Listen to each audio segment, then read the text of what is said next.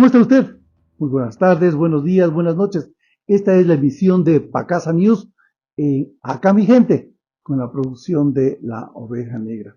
El día de hoy tenemos una interesante agenda que va desde el tema de los cactus que ustedes nos han pedido. Tenemos un especial sobre esta bonita, atractiva planta que además ustedes recordarán que sirve para desestresarse. Dos, hicimos una cobertura el 1 de mayo, realmente ríos y ríos de gente, no estuvo muy organizada. Al final las intervenciones de los dirigentes, ahí lo destacable es que cambió la presidencia del FUD de Marcela Arellano de la CEORS a José Villavicencio de la UGTI.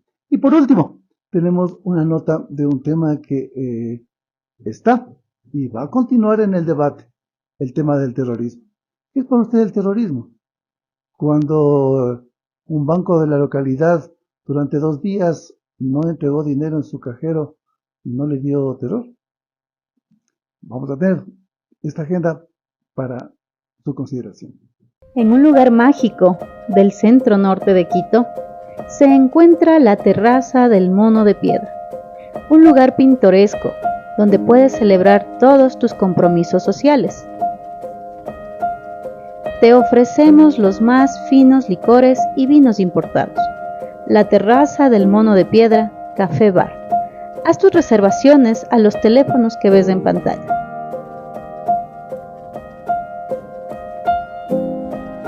Estamos ubicados en la Luis Felipe Borja y Avenida Tarqui.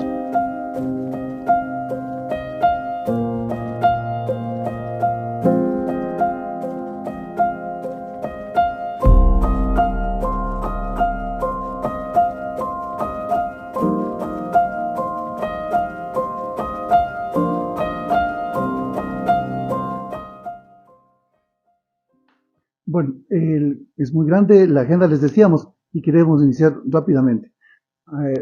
Reiterarles una información que habíamos visto en los anteriores especiales de Pacasa News sobre el tema de los cactus.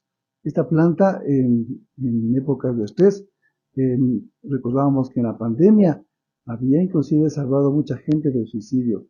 Una planta que no necesita mucho cuidado y realmente tiene formas, colores, texturas muy diversas. Vamos viendo la nota. Buenos días, amigos de Pacasa News. Estamos aquí nuevamente con el amigo Alexis Andrango. Ustedes nos han escrito, hemos recibido algunas comunicaciones y de hecho el tema de los cactus ha causado una impresión muy positiva. Hoy queremos adentrarnos un poquito más como les habíamos ofrecido en la anterior nota. Esto es el tema de los cactus.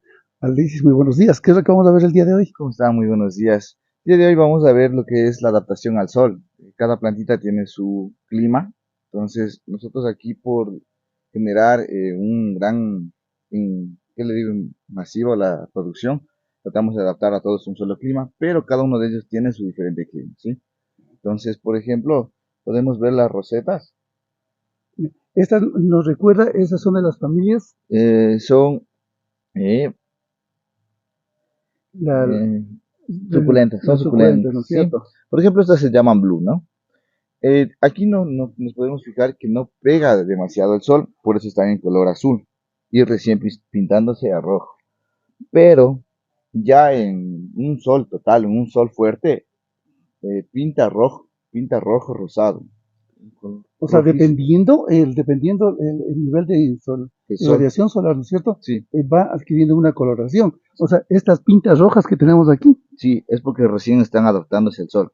Ya. Por ejemplo, no sé si podemos fijarnos que tenemos la malla de protección, es para que le dé un poquito sarán, ¿no es cierto? Sí, el sarán. Entonces, eso es para que, por ejemplo, se tenga unos 2 colores y se vea más vistoso y salga más rápido la producción a la venta. Porque los colores vistosos y la distorsión de colores es lo que te llevan más a la venta. Y en el caso de los cactus, son los suculentos, ¿no es cierto? Y en el caso de los cactus, ¿cómo va el tema del sol? En los casos de los cactus es más por la floración. Entre más calor hay, más posibilidades tiene de flor. Entonces, por ejemplo, estas ya terminaron su floración. Podemos ver que la gran mayoría aquí. Les recordamos para los amigos, la familia ¿cuál es esta especie? Estas son mamillarias, Ya. mamillarias, más conocidas como bolitas de nieve. ¿Sí? Entonces, por ejemplo, podemos ver que estas ya pasaron toda su producción de floración, pero dentro de un mes nuevamente otra vez va a empezar a florear. Es por lo que les tenemos más altas y aquí está más calorcito. Ujú. Sí, no es el mismo, en el suelo hay que tomar en cuenta que también es el frío del suelo de la tierra O y sea, este 1,50 m más o menos de diferencia, son ya dos capas pisos de de sol. calor. ¿Sí? Entonces, por ejemplo, en esta, sí podemos enfocar en la parte de allá que tenemos para que podamos notar de mejor manera cómo es la diferenciación de las flores. Por favor. Entonces, esta parte, vamos viendo ya aquí ya en el vivero, cómo se va adaptando, ¿no es cierto? Sí, por ejemplo, eso del cambio sin sembrar. Eso no tiene ningún clima específico, ¿no? Pero en esta sí, por ejemplo, si usted le va a poner a esta plantita en el suelo, no le va a florecer como en la parte de acá. Es por el cambio de clima, son los pisos climáticos, nosotros le llamamos. Es muy importante para las personas entonces que cuando quieren un cactus, que establezcan la diferencia, ¿no es cierto? Sí, Cuando ven mucho, aquí en el vivero sí. y cuando ya se suben a su casa. Entonces, ¿qué sería para tener una mejor floración, digamos, lo aconsejable? Poner directo al sol, directo al sol. Por ejemplo, eh, si se Entonces, lleva para un bien, interior no cabe mucho. no, un cactus no, pero en cambio una suculenta sí, para un interior, porque eso no necesita mucho sol. También depende mucho la suculenta. Por ejemplo, estas, que se les conoce como cebritas por lo general, estas no hay ningún inconveniente en tenerlas adentro o afuera. Bueno, para los que no conocemos, digamos que es una sábila pequeña, Si es grande. una sábila pequeña, si la podemos observar, como- por eso es lo que se les llama cebritas. ¿Sí? Este es su color natural, su forma natural. Entonces estas las podemos tener dentro y fuera de la casa sin ningún inconveniente. Pero, a ver, vamos bien entonces los cactus. A ver, ahí nos recordamos bien todavía la clase que nos dio en la primera nota que hicimos hace algún tiempo. Entonces, mire, esta de aquí, por ejemplo, esta no tiene, eh, ¿cómo le digo? El frío del suelo. Entonces esta tiene directo su aire, su espacio, para que no se pegue el frío del suelo y pueda desarrollarse de mejor manera. Sí se le va a dar en el suelo, pero no a un 100%, sería un 60% exagerado, no le va a rendir así las flores. Esta, ¿qué familia es esta flor amarilla? Son bolitas negras. Mm. Bueno, entonces aquí decíamos lo que teníamos a ras del suelo, ¿no es cierto? Sí, mira, por ejemplo, aquí podemos notar la gran diferencia. Mire, estas son las mismas familias, pero no desarrolla como allá. Sí, son grandes diferencias que nosotros tenemos. Sí, entonces no podemos nosotros hacerles chocar o cruzarles de golpe. Ponerle una de mesón a una al suelo y una del suelo al mesón. Se van a chocar, no es que nosotros los podemos intercalar directamente, hay que hacerlo por pisos. O, por ejemplo, nosotros podemos hacerle un día y otro día intercalarles así hasta poderles adaptar de mejor manera. O sea, va un proceso de adaptación, ¿no es cierto? Sí, ¿Estas de qué edad más o menos tienen? esas están alrededor de 6 meses, 7 meses. Sí, no son tan viejitas que digamos. Bueno, solo para ir graficando, ¿no es cierto? Aquí tenemos esta familia decíamos del cerebro, ¿verdad? Sí, los cerebros, estos son los cerebros, los famosos cerebros. Podemos ver aquí dos clases diferentes, miren, como les indicaba en el primer video, hay varias clases de cerebros, ¿sí? Nosotros aquí disponemos alrededor de 6 clases de cerebros. En el video anterior sí los hice ver que eran el blanco, los blanco crespo, el amarillo crespo, Veíamos un especial que era el cola de mono, me un parece. rabo de mono que La Ramón. está en la parte del otro túnel.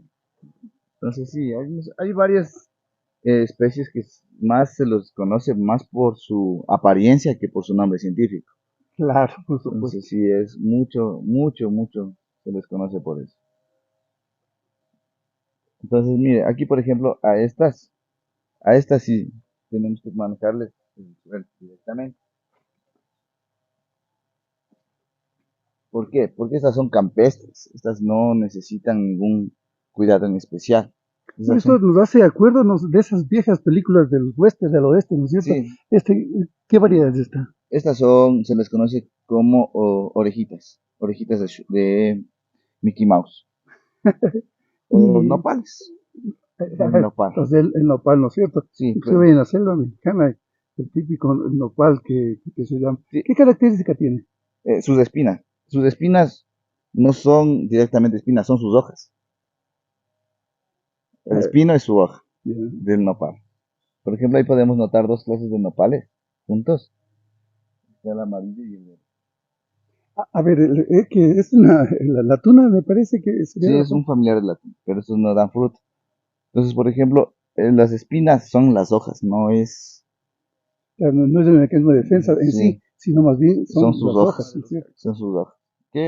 Bueno, Alexis, nos hemos quedado con, hemos aprendido algo, ¿no es cierto? Sí. El tema de los pisos, el tema de la temperatura y el tema del agua.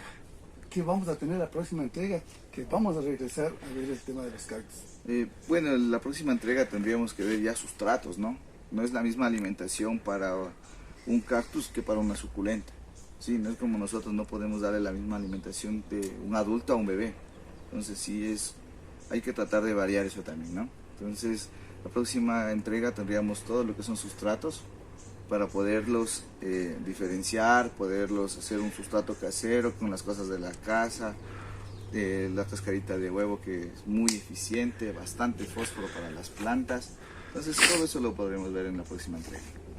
Bueno, amigas y amigos, el camarógrafo, quien está, Andrés, quien está atrás de la cámara, se les recalentó ya el equipo. ¿A qué temperatura estamos ahorita? Estamos alrededor de unos 38, 40 grados aquí dentro. Y para los que tienen alta definición, como ustedes ven, ya nuestros rostros ya están perlando con gotas de sudor.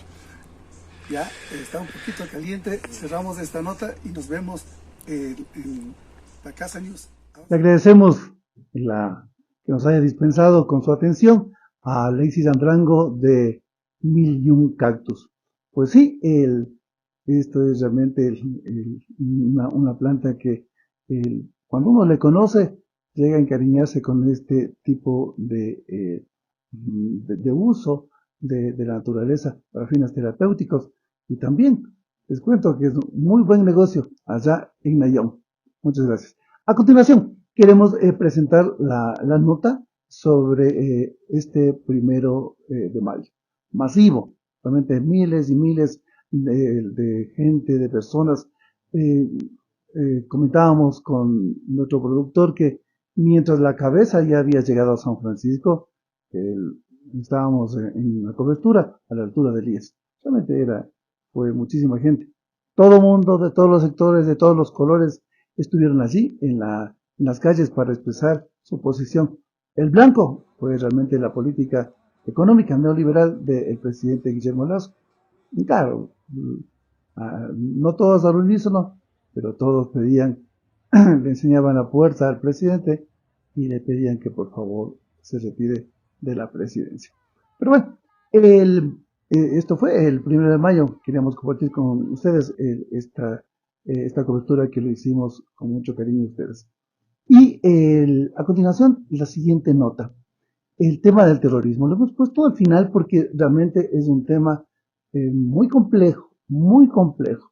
La gente ha estado, realmente, la gente está aterrorizada por el nivel de violencia social de los criminales, de los delincuentes, pero no solamente de los delincuentes que antes pululaban por las calles, no, ahora también hay un tipo de delincuencia organizada.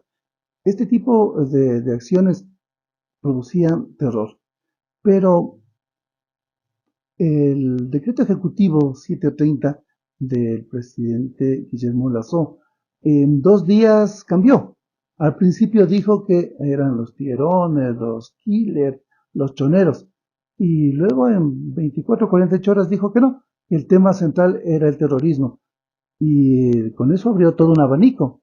Y bromeábamos un poco en broma, en serio, con nuestro productor y decíamos, a mí me dio terror cuando ingresé mi tarjeta y durante 48 horas no pude retirar el dinero de un conocido banco de la localidad. Eso me dio terror.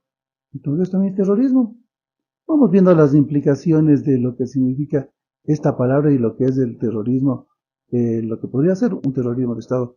Con Stalin Vargas, un analista político que ya lo tuvimos en nuestras... Entonces nos quedamos en que, a ver, entonces para enmarcar el tema del terrorismo, ¿qué significará entonces terrorismo? ¿Qué es terrorismo? Bueno, partamos de ubicando en qué estado estamos viviendo. Estamos en un estado capitalista. ¿Ya? Entonces, ese estado capitalista resuelve los problemas de la gente, ese estado capitalista invierte en educación, invierte en salud, genera el progreso y el desarrollo de los pueblos. No, ese estado capitalista reprime, violenta los derechos humanos. Ese estado entonces es terrorista, porque no te permite vivir adecuadamente. Entonces, cuando definimos terrorismo tenemos que ubicar estado capitalista, terror para la población, porque no atiende las demandas que exige la gente. Entonces, eso nos llevaría entonces a recordar que aquí había un vicepresidente que se escapó en un avión con flores y miel, Alberto Dajic, que fue llamado terrorista económico. Por supuesto, porque la política que él nos planteó en el ámbito económico no era para resolver los problemas de la gente, era para resolver los problemas de las clases dominantes, de los banqueros, de los grandes empresarios, de los grupos económicos, ¿ya? Es decir, en perjuicio de la inmensa mayoría de la población, porque defendía los intereses de clase de quienes están gobernando este país. Entonces, vamos ubicando todos los elementos. Si ese es una política terrorista, la política del gobierno, a ver, entonces vamos viendo que desde que el señor Lasso está en la presidencia, se ha ido agudizando los problemas en la sociedad ecuatoriana. O sea, ha habido una política de terror hacia las clases populares. Porque, por ejemplo, yo diría con las reformas que se quieren dar al Seguro Social por parte del economista de la Torre, eso va a ser aterrorizante, que a la gente digan que se va a tener que jubilar dentro de que cumpla 65 o 70 años. Eso a la gente le va a dar terror. Eso entonces también es terrorismo. Ubiquemos un hecho. ¿Cuál es el plan del gobierno del presidente Lasso? Es toda la propuesta neoliberal. ¿Y el neoliberalismo qué ha significado para los pueblos? ¿Desarrollo? ¿Progreso? No. Ha significado más hambre, más miseria, más explotación, más desempleo, ¿ya? Y eso lo vemos expresado incluso ya en números, de manera concreta. ¿Qué ha pasado en el Ecuador? Se ha incrementado la pobreza, ¿ya? Entonces el neoliberalismo no ha sido la respuesta para que se acabe la pobreza como nos ofreció el presidente. No, más bien lo ha incrementado. El presidente Lasso empezó diciendo, cuando se posesionó, que hay 7 de cada 10 ecuatorianos que no tienen empleo. Los últimos datos del INE, ¿qué expresan? Que igual sigue 7 de cada 10 ecuatorianos no tienen empleo. Entonces, ¿qué ha pasado en 2 años? No ha pasado nada. A ver, desde las cámaras dicen que la economía está muy bien, que la banca ha ganado 400 millones, que los grupos empresariales han subido, que inclusive estamos en una especie de remisión de utilidades hacia el exterior.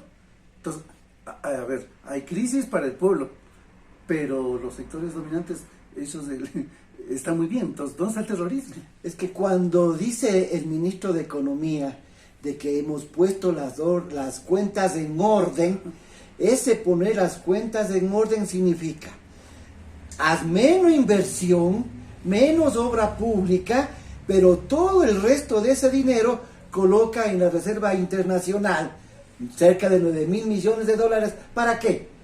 Para beneficiarles a los tenedores de los bonos de la deuda externa, para pagar los intereses de la deuda externa, ¿no es cierto? Entonces, ellos están bien, por supuesto que están bien.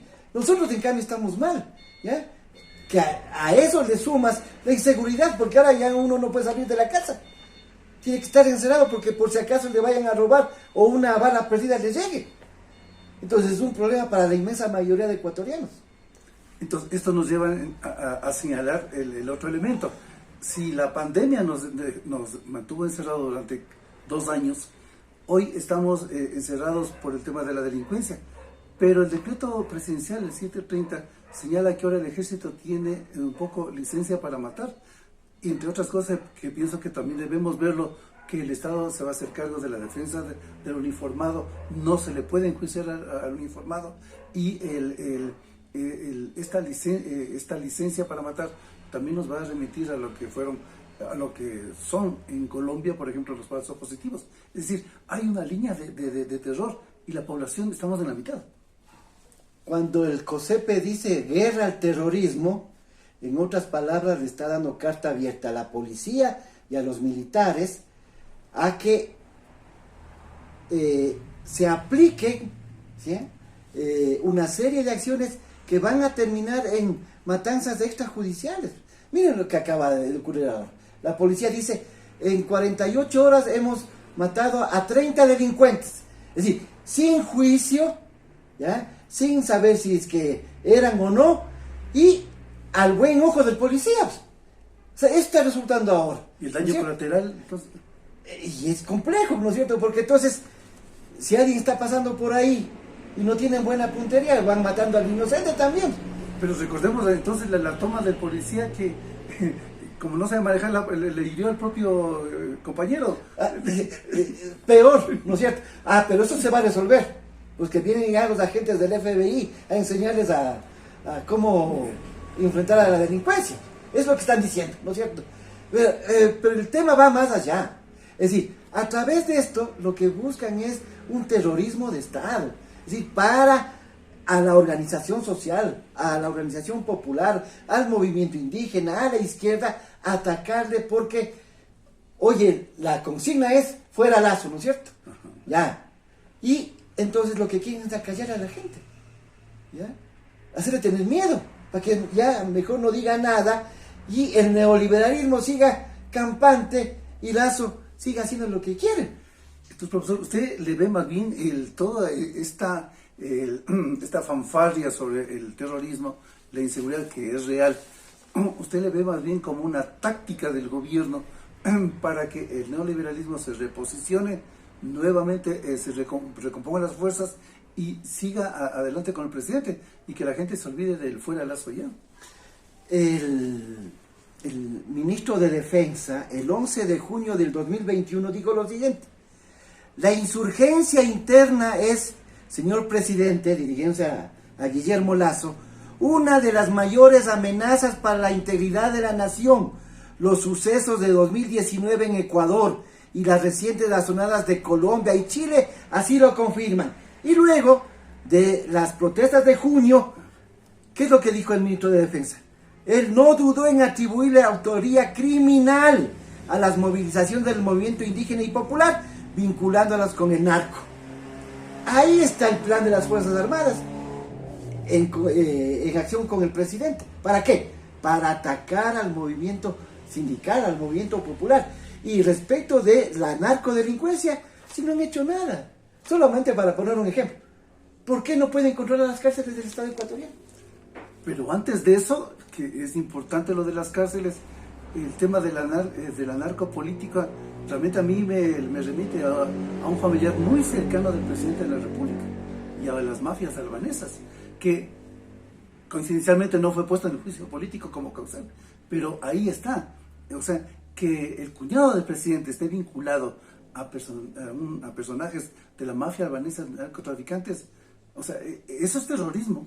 Y es más grave el hecho, porque el informe León de Troya que le presentaron los generales Ponce y Vargas y la general Tania Varela, ¿sí? Le dijeron que ahí estaba vinculado el cuñado. El presidente de la República, ¿qué tenía que haber hecho? Pues como obligación, como jefe de Estado, sigan investigando. No hizo eso. Y permitió que ellos pidan que se archive ese informe, que de paso no es un informe cualquiera, porque también tenía el aval de la DEA de los Estados Unidos y de las instancias europeas de investigación sobre el narcotráfico. O sea, eso es mucho más grave. Ve y no dice nada, no hace nada, ¿ya? Para resolver esos problemas. ¿Por qué? Porque está mi familia vinculada ahí, ¿ya? Entonces esto nos está afectando a los ecuatorianos. Nos está afectando y Y vamos viendo sobre el tema de la mafia albanesa y más de 1 o 2 testigos ya murieron en las cárceles. Esas cárceles que son ahora una sucursal, la mayor sucursal sobre el crimen. 2 hechos para que se los comente. Primero, que no hay supresores de telefonía celular en las cárceles. Y 2, que en las cárceles tienen fusiles de asalto del ejército peruano y ecuatoriano. ¿Cómo ingresaron ahí? ¿Quién era el responsable a propósito del manejo de las cárceles y la seguridad? Pongámosle como con nombre y apellido. Este señor Cobo, que fue el primero que le pusieron como, y que es hasta ahora el jefe de la inteligencia en el país, ¿no es cierto?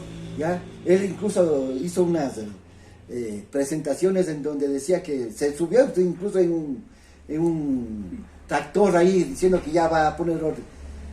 No lo han puesto. Se conversó incluso de lo que se dicen. Ya el propio Carlos Vera decía de que él conversó con los choneros, que merendaron con ellos, ¿no es cierto? ¿Ya? Para pacificar las cárceles. Supuestamente. Dijeron también luego de que habían 12 bandas ahí en la penitenciaría de Guayaquil y que cada banda tenía un bloque para ellos y que ahora iban a intervenir. Intervinieron solo en 5 bloques, pero no en el de los choneros. La pregunta es ¿por qué no hay? Y la subsecuente reflexión sería ¿por qué los choneros hoy por hoy son el grupo más peligroso, el que está asolando la República con la inseguridad? Todo este escenario nos está planteando entonces el que ya va cambiando el eje de la inseguridad. ¿Quiénes son los responsables del terrorismo? Hay un terrorismo económico, hay un terrorismo de Estado. Y el artículo 7, el decreto ejecutivo del presidente, entonces, ¿hacia dónde nos lleva? ¿Cuál es el escenario? A dar carta abierta a que aquí se haga lo que quiera por parte de policías y militares, ¿no es cierto? Pero no a los que realmente, a los que debería ir, ¿no es cierto? ¿Ya? A investigarles, a cogerlos e entregarlos a la justicia. No, eso no está previsto. Está previsto para los sectores populares de lo fundamental, esa acción. Si no, veamos un hecho muy concreto. ¿Por qué no se ha hecho nada respecto de los narcogenerales? ¿Por qué no se hace nada respecto de los jueces corruptos que están dejando en libertad a los líderes de la mafia? No se hace nada, ¿ya? Entonces, el famoso cuento de que se combate a las mafias y todo eso, es solamente para la presencia en medios de comunicación, porque en la realidad, incluso ahora escuchándole al general Paco Moncay, alguien le decía, pero y díganos, ¿y cuáles van a ser los indicadores de eficiencia de la política de seguridad que ahora plantea el gobierno?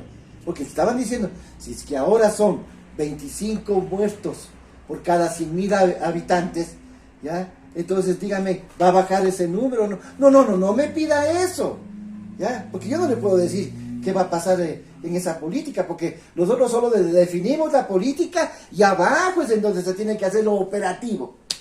Entonces, ¿quién les cree que van a poder actuar?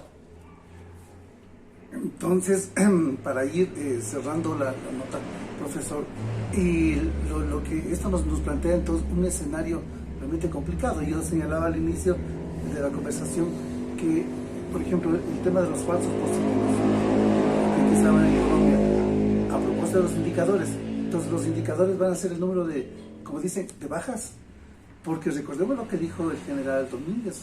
Él dijo que el ejército va a controlar, neutralizar, eliminar y desaparecer.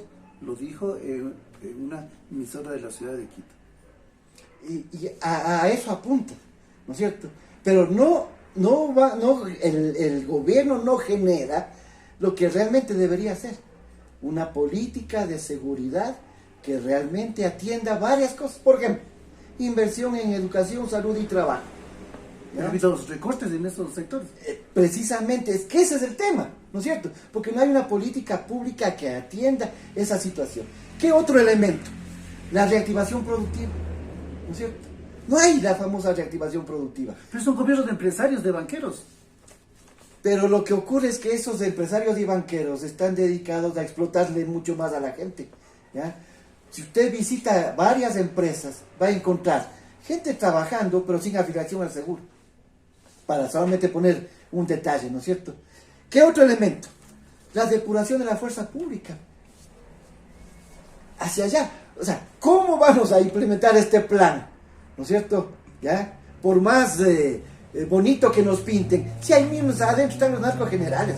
O sea, ellos se van a lanzar en contra de sus socios que son la narcodelincuencia. No lo van a hacer. ¿Ya? Entonces hay que sacar primero a esos narcogenerales. ¿Ya? Lo mismo en el caso de los jueces. Y también hay que dotarle a la policía de los instrumentos. Un buen carro, chalecos, todo eso, para que no estén empujando.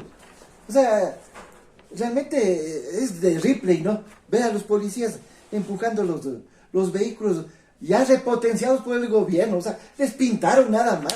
Esa es la problemática ahora. Pero ahora han firmaron un acuerdo con Israel para darles un tipo de armamento como el AR-7, que es una versión israelita de un fusil de asalto liviano, en la cual es básicamente para combate urbano. Y entonces, ¿cuál es el escenario? O sea, vamos a tener combates aquí, casa a casa, puerta a puerta. ¿Así se va a combatir al terrorismo? Es que la política de seguridad de Israel es la que se va a aplicar en el Ecuador. En Israel persiguen todos los días a la gente, ¿ya? Matan, asesinan, todos los días, porque ellos dicen que hay que eliminar todo para que no se expanda ese cáncer, como ellos saben decir. Entonces, lo mismo quieren aplicar en el Ecuador. Pero eso va a tener una reacción de parte de la gente. No les vamos a permitir, ¿ya? De que quieran hacer lo que les dé la gana. Por eso Lazo tiene que irse. Con esto cerramos la nota y vamos a continuar. Les decimos a los amigos y amigas que vamos a tener un foro sobre el tema del terrorismo, porque esto es muy amplio. Aquí no se acaba. Le agradecemos, profesor. Gracias a usted. Sobre esto estamos preparando un especial. Vamos a invitar a muchos analistas sobre el tema del terrorismo, porque es un tema que realmente va a traer secuelas. Miren lo que está pasando hace 48 horas más o menos, lo que está pasando en El Salvador.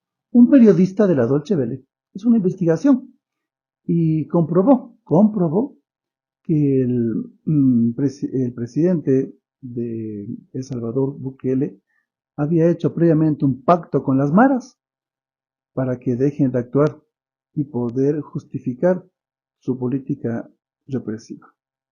Es muy complicado porque para hablar de dos o tres cosas adicionales. En Colombia, el tema de los falsos positivos, es decir, cuando no tenían cifras en esa época de guerrilleros dados de baja, daban de baja a campesinos. Eso se llamó el tema de los falsos positivos.